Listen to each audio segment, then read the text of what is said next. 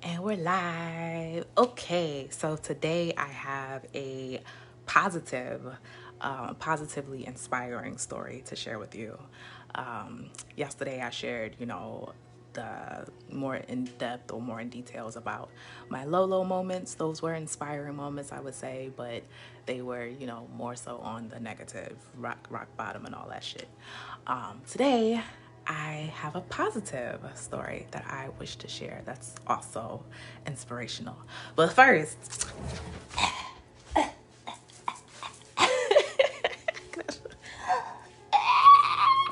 this is inspirational because I did not think I was going to fit in these shorts. Like, I'm so fucked up.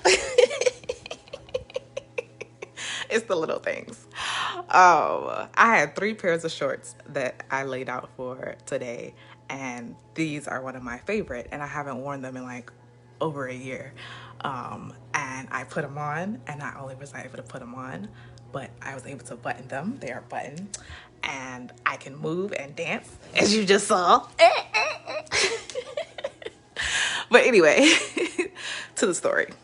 So, first, I've been thinking a lot about impact because this is on my wall and I look at it every single day. Inspired impact. And who was that? That's me. That's me. That's me. So, as I'm, more firmly and fully walking into my purpose, especially as a full-time entrepreneur, imposter syndrome be rearing his ugly head and doing his thing. So like I've been thinking a lot about impact and reflecting on all of those moments, big and small, where I've made an actual difference in someone's life. And this dope memory popped up into my head. So I want to share.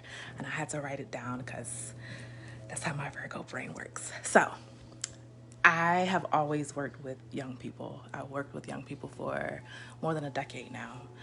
And my previous place of employment, I worked for this nonprofit, and we worked with young people from the ages of high school ages of actually middle school as well, 13 to like 21. And when the pandemic hit in 2020, we're still kind of in a pandemic, but when the pandemic hit, the nonprofit, we received an emergency grant slash relief to be able to serve the young people within our network. So we did this kind of needs assessment, needs survey thing, where we were calling all of the young people, contacting, not just calling, contacting all of the people in our network to see how can we best support them during this major crisis, whether it's big stuff, emergency, financial stuff, and whatever else, emotional, however they need support. We had, this great resource to be able to dispense that support. So, this one young person that I worked with, that I was in charge of, figuring out what her needs were, and, I worked with her in other instances. She had anxiety about writing her personal statement in order to complete her college application. So, she was a senior getting ready to graduate high school, and she was working on college applications, and she was the first within her family, Haitian descendant, first generation, I believe, first generation Haitian descendant, and the first to go to college. And so she was very anxious about writing this personal statement. And so she asked me for my support, whether if I could help her directly or if I could, find resources to help her with writing this statement, right? So she told me she felt stuck and uninspired. She also didn't feel confident in her story.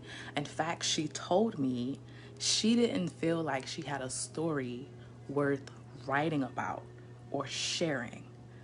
This is a first generation, or I guess second generation. I forget how that works. First generation, because she was born here. Her folks were from Haiti. So already that's you know what I mean? Just thinking of the immigrant experience, And what's that's like, that's already a story. But she didn't feel like that she had a story worth sharing or talking about or writing. And then she also was afraid to even ask for my help initially. She didn't think that, even though this was something that she was struggling with, she didn't think that it was that much of a high priority. So even asking me for support for that need was something that, she felt nervous and anxious about. So I worked with her one on one, and I helped her to positively shift her perspective so that she not only understood that she had a story worth telling and writing, but I helped her to develop the confidence to proudly share, to talk about that story on paper in a way that felt authentic and powerful for her. What was really awesome was that she ended up surprising herself with her storytelling skills, because she was a really, really great writer. She didn't think so. She didn't think that she was good at writing. And I remember she opened the essay with, was it a Maya Angelou quote or was it Michelle Obama? Which I really love, because I've always opened my essays with what's it called, an epigraph, I think it's called, the technical term, opening your paper or your thesis or whatever with a quote. And so I'm like, look at her. So she didn't realize that she was a talented writer. She just needed additional encouragement and support in honing and refining her craft. And, I feel like this was my little mini hero moment, because not only was I able to really recognize the impact, the powerful impact I have as a mentor slash teacher, it was the fact that not only did she write her first personal statement, after she was able to successfully write this personal statement, we went through, a couple of sessions where she did drafts, and I, pointed out to her, like, look at this genius. Look at all these gems that you already have within you that, I don't know what your teachers and shit are like. How are they not telling you this? You know what I mean? That you're a genius. But not only was she able to successfully write her personal statement and, submit it at the time of the deadlines and all of that, but she got into her first choice college. That was so, oh my gosh, it was so freaking major. And I remember when she texted me telling me, she had great news to share, and then she told me that. And, my Cancer rising crybaby ass, like, I immediately, oh my gosh, my baby. I was so over the moon with joy, knowing that I helped her, come into herself in such a remarkable way. And she was all, like, of course I'm gonna tell you, like, of course I'm gonna share this news with you. But she didn't, even though she felt, I don't think she realized the impact that she had on me and me helping her, if that makes sense. She was thrilled to share. She was like, of course I would share this with you. You helped me with this process. But for me, it was really impactful to see the impact that I, was able to have on her coming into herself. You know what I mean?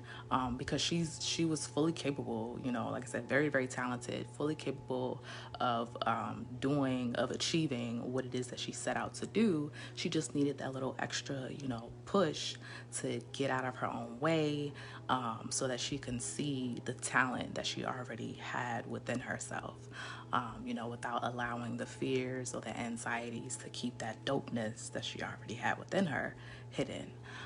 So I just wanted to share that, because, like I said, I've been thinking about impact and,